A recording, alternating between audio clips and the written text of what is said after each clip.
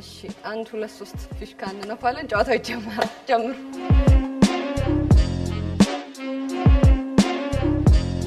ሰላም ተመልካቾች እንዴት ናችሁ ዛሬ ሳምንቱን ጉዳዮች ምነግራችሁ አየር ጤና አካባቢ የሚገኘው ሮቢና ቡና ሆኜ ነው እዚህ ስትመጡ እንግዲህ ቡና እየጠጣችሁ እንደዚህ ቼዝ መጫወት ትችላላችሁ ለማለት ያህል ነው እኔ የቼዝ ጨዋታውን እየዳኘው ሳይሆን እየተመለከትኩኝ ነው በርግጥ ባለም አቀፍ ደረጃ ውድድር ተዘጋጅቶ ይሄ ጨዋታ አለ ጉዳዩን በደንብ የሚያውቁት ሰዎች የእጅ ሳይሆን የአእምሮ ጨዋታ ነው በደንብ ትኩረት መስጠትን ይፈልጋል በደንብ ትኩረት የሰጠ አእምሮን የሰበሰበ ሰው የጨዋታው አሸናፊ ይሆናል ከነዚህ ሁለት ሰዎች መካከል ማን አሸናፊ እንደሆነ ገና አልተለየም ጨዋታው እየተካሄደ ስለሆነ ከነሱ ቀጥሎ ግን ይጫወታሉ ሞክሯሉ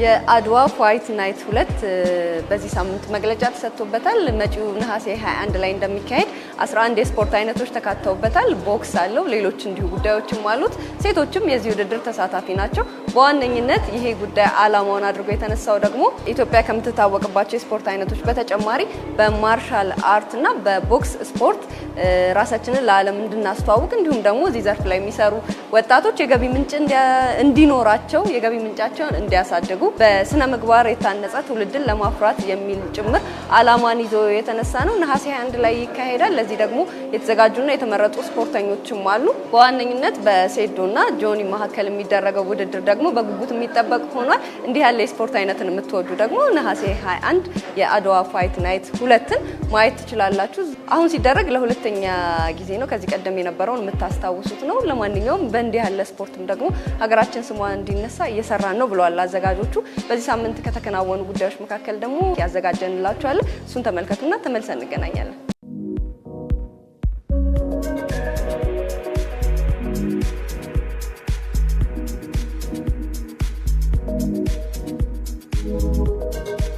በዚህ ሳምንት እንደ ሀገር ባንድ ጀንበር ከ800 ሚሊዮን በላይ ችግኞችን ተክለናል ብዙዎቻችን የዘንድሮን ጨምሮ ላለፉት 8 ዓመታት የአረንጓዴ አሻራችንን አንሮናል እነዚህ ችግኞች በመንከባከብ ረገድ ብዙ ስራ የሚሰሩ በግለሰብም በተቋምም ደረጃ የሚጠቀሱ ብዙዎች ናቸው ከነዚህ መካከል ኢትዮ ቴሌኮም አንደኛው ነው ዛሬ የዚህ ተቋምን ልምድ እንመለከታለን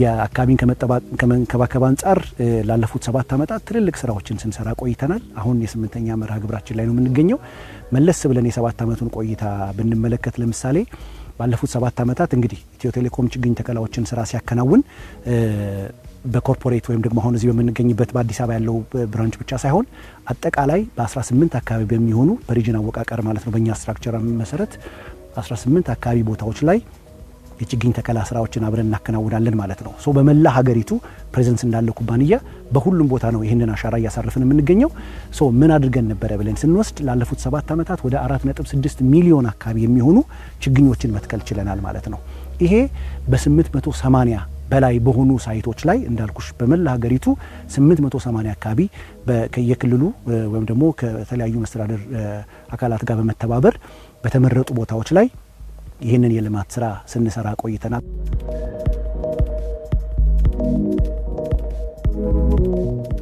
እንደ ኢትዮ ቴሌኮም በየአመቱ ሰራተኛ የሞቢላይዝ ያረግ እንተክላለን በዚህ በእንጦጦ ተራራ ላይ ማለት ነው እና በተለያዩ ቦታ እና በጣም ስሜቱ ጥሩ ነው አሁን ያለንበት ግቢ የ7ኛ ዙር የተተከለ ችግኝ ማለትም አምና የተተከለ ችግኝ ነው እንግዲህ እዚህ ጋር ተክለን ብቻ አይደለም የምንሄደው ከተከልን በኋላ እዚህ ጋር እንደምታዩት ታንከር አለ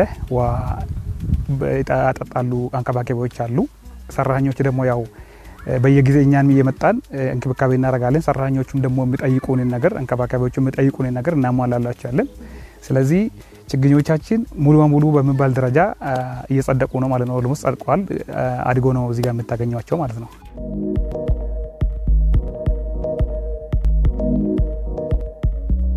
24000 አካባቢ ለሚሆኑ ዜጎች የስራ እድል መፍጠር ችለናል። ችግኝ ተከላው አንዱ መርሃ ግብራችን ነው። ሁሉንም ሰራተኞቻችንን በጋራ እንቀሳቅሰን የምንተክልበትና የምንሳተፍበት በጋራ ልክ እንደ አመታዊ በዓል እየጠበቅን ኢንጆይ የምናደርገው አንዱ ተሳትፏችን ነው የሚሆነው። ከዛ ባለፈ ግን ችግኝ ተክለን የአንድ ቀን አክቲቪቲ ነው ብለን ትለ ነው ምን ሄደው አይደለም። ከአመት እስከ አመት ደግሞ እንደኝን ችግኞች ለመንከባከብ በጀት መድበን ባለሙያዎችን ቀጥረን እንዳልኩሽ 24000 አካባቢ ብለን ያልናቸው ከችግኝ ተከላው ባለፈ ደግሞ ለመንከባከብ ስራ የሚውሉ የስራ እድሎችን በመፍጠር ይሄው እንደዚህ እንደምታዩ በጣም የተዋበ አካባቢን ከመፍጠር አንጻር ትልልቅ ስራዎችን ሰርተናል።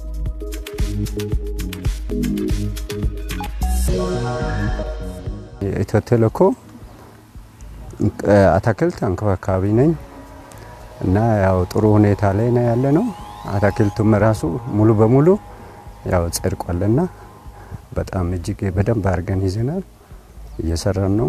ችግኙም በጥሩ ሁኔታ ጸድቋል። ችግኝ ተከላ ሲባል ፕሮግራሙ ሲደርስ በቃ ሁሉም ሰው ለመሳተፍ በጣም ዝግጁ ነው። በጣም ሄዶ ተከላ አሻራ አረንጓዴ አሻራ ለማስቀመጥ በጣም በጉጉት ይጠበቃል ማለት ነው። በእኛ ድርጅት ለምሳሌ አሁን አምና እዚህ ጋር የተከልነው ባለፈ ሳምንት ደግሞ በአንድ ጀንበር በዛኛው በኩል ነበር የተከልነውና ሰራተኞቹ ይሄንን መጥቶ አይቶ በዛን ሰዓት ወደዛኛው ሲሄዱ ደግሞ በጣም ደስ ብሏቸው ነው ስራቸውን አከናውነው የገቡትና ካልቸር አድርገናል ማለት ነው። ችግኝ መትከልና ማንከባከብ ነው።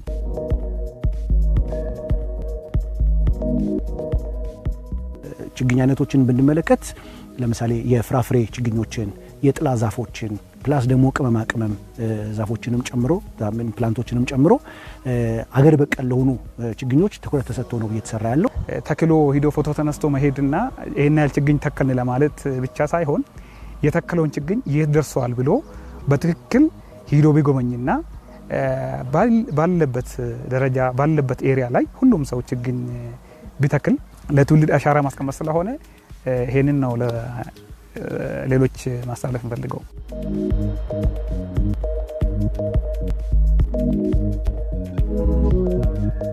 አረንጓዴ አሻራ መርሃ ግብር እንግዲህ በጠቅላይ ሚኒስትራችን ኢኒሺዬቲቭ የተጀመረ ትልቅ ለኛ ብቻ ሳይሆን ለአፍሪካም ለዓለምም ተምሳሌት መሆን የቻለ በቀን ውስጥ ራሱ ሁሉም ሰው እየተረባረበ እንግዲህ ቢተከሉትን እንግዲህ አሁን 800 ሚሊዮን በላይ ችግኞችን ስንመለከት ይሄ ምን ያህል እንደ ባህል እየሆነ እየመጣ እንደሆነ በትክክልም ደግሞ ለአካባቢ ጥበቃ ትኩረት ሰጥቶ መስራት ሪዋርድ የሚያደርገው ራስሽን ነው፣ ማህበረሰቡን ነው የሚያደርገው፣ ገበሬውን ነው የሚያደርገው። መልሰን ራሳችንን የምንጠቀምበት እንደመሆኑ መጠን ትልቅ ስኬት የተገኘበት ነው ብለን ነው የምንወስደው ማለት ነው። ክረምት መጽሐፍ ለማንበብ የተመቸ ጊዜ ነው። ያው ከስራ በኋላ ዝናቡም ስለሚጫን ከቤት መውጣት ብዙም ስለማይመች ብቻ በተለያየ አጋጣሚ መጽሐፍ ለማንበብ ምቹ ጊዜ ነው ከሌላው አንጻር ሲታይና በዚህ ክረምት ደግሞ በርከት ያሉ መጽሐፍቶች ለአንባቢያን በቅተዋል። ያለፈው ሳምንት ላይ እንደምታስታውሱት ንባብ ለህይወትም እንዲሁ በኤግዚቢሽን ማዕከል ጸሐፊያንና አንባቢያንን ያገናኘ ጉዳይ ነበር። እኛም ወደ እናንተ አድርሰነዋል። እንዲህ ያሉ ጉዳዮች በተለየ ሁኔታ ጸሐፊዎች አንባቢዎቻቸው አሁንም ድረስ እንደሚፈልጓቸው ከነሱ ብዙ ስራ እንደሚጠበቅ ማሳያ ይሆንላቸዋል። ለአንባቢዎች ደግሞ በአንድ ቦታ ላይ በርከት ያሉ መጽሐፍቶችን እንዲሸምቱ የተመቸ አማራጭ ይሆናል ማለት ነው። እናንተ የትኛውን መጽሐፍ አነበባችሁና ወደዳችሁት? በዚህ ክረምት በተለየ ሁኔታስ እንደው ቀልባችሁን የገዛችሁ መጽሐፍ የቱ ነበር? ይሄንን ለእናንተ ልተውና በዚህ ሳምንት በመሃል ላይ የተሰኘ መጽሐፍ ለንባብ በቅቷል። ባልደረባችን ዝናሽ ካላዩ ደግሞ ከደራሲዋ ጋር ቆይታ አድርጋለች። እሱን ተመልክተን ተመልሰን እንገናኛለን።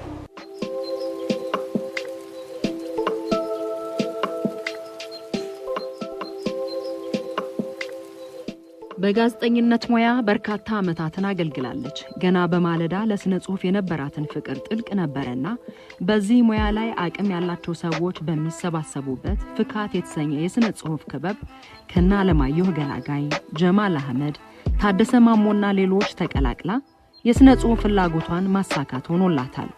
እመቤት አብዲሳ ትባላለች። በዚህ ሳምንት በመሃል የተሰኘ አዲስ መጽሐፍ ይዛልን መጥታለች። እንኳን ደስ አለሽ ብዬ ህልምን ማሳካት ያለውን ስሜት እንዴት ያለ ነው ስል ጠየቅኳት። ስሜቱ በጣም ደስ የሚል ነው። የጻፍሽው በወረቀት ላይ አስቀምጠሽው የነበረ ነገር የቆየ እጅሽ ላይ የቆየ ነገር ወረቀት ላይ ሰፍሮ መጽሐፍ ሆኖ እንደዚህ ታትሞ ማየት በጣም ደስ የሚል ነገር ነው። ደግሞ የበመሃልን ይዘት ምንድነው ስል ቀጠልኩ። በመሃል የአጫጭር ልቦለዶች ታሪኮችና የግጥሞች ስብስብ ነው። ወደ 14 የሚሆኑ የአጫጭር ታሪኮች አሉበት፣ 43 ደግሞ ግጥሞች ናቸው ያሉበት። ይዘታቸው እንግዲህ ሁሉም የተለያዩ ናቸው። የጉርብትና ታሪክ ልታገኝ ትችያለሽ። የጓደኝነት ታሪክ ሊኖረው ይችላል። ሰዎች በሙያቸው ለማደግ የሚያደርጉትን ትግል የምታይበት ታሪኮች አሉት። በፍቅር የወደቁ ሰዎችን እናገኛለን።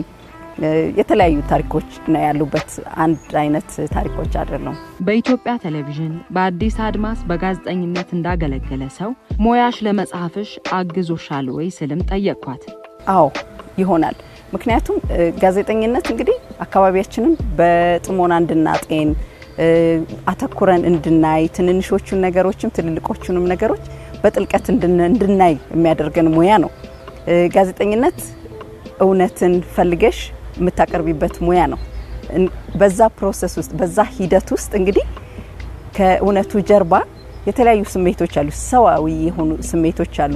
ጋዜጠኛ ሆኖ መስራት መንገዱን ያሳያል። ስሌት ዛሬ ላይ ቆሜ ትናንታችንን ሳስታውሰው የትዝታችንን ሰንሰለት ጎትቼ ሳሰላው ሳሰላስለው ካልነገርከኝ ከሸሸከው የነገርከኝ የማላውቀው። ንባብ ለህይወት እኔ በጣም ጥሩ አቀባበል ያደረገልኝ ኤግዚቢሽን ነው። እንደ አዲስ መጽሐፍ በተለይ ለማይታወቅ ሰው አዲስ መጽሐፍ ይዞ ለመጣ ሰው በጣም ጥሩ አቀባበል ነው የነበረው። ብዙ ያነበቡት ሰዎች በመጀመሪያው ቀን ገዝተውን በሁለተኛው ወይ በሶስተኛው ቀን ተመልሰው ስለ ታሪኩ ይሄ ታሪክ ከእኔ እማቀው ታሪክ ነው ወይ እኔ በዚህ ሁኔታ ውስጥ እኔ ሆኜ ያውቃለሁ ብለው የነገሩን ሰዎች አሉ እና ለኔ ይሄ በጣም ጥሩ ማበረታቻ ነው ብዬ ነው የማስበው። ምክንያቱም ለዚህ ለበመሃል ብቻ ሳይሆን ለተጻፈው ኦሬዲ ታትሞ ላለው መጽሐፍ ብቻ ሳይሆን ለወደፊት ሌላም ስራ ለመስራት የሚያበረታታ ሆኖ ነው ያገኘሁትና በጣም ነው ደስ ያለኝ። በመሃል የሚል ርዕስ ለምን እንደተሰጠው ብናውቀው ደግሞ ደስ ይለኛል። መጀመሪያ አንድ ጥያቄ ልጠይቅሽ አንቺን። ደስ ይለኛል። በህይወትሽ በአንድ ጽንፍ ላይ ብቻ ሆነሽ ታውቂያለሽ? አረ በፍጹም። ሁሉ ጊዜ በህይወታችን በዚህ ጋር ሀዘን አለ፣ በዚህ ጋር ደስታ አለ፣ መከፋት አለ፣ በጣም የሚያታግሉን ነገሮች አሉ፣ ከትግል ውስጥ የሚያወጡን ነገሮች አሉ አይደለም? ምንም ጽንፍ የለም ህይወት ውስጥ ለኔ እንደታየኝ ጽንፍ የለም።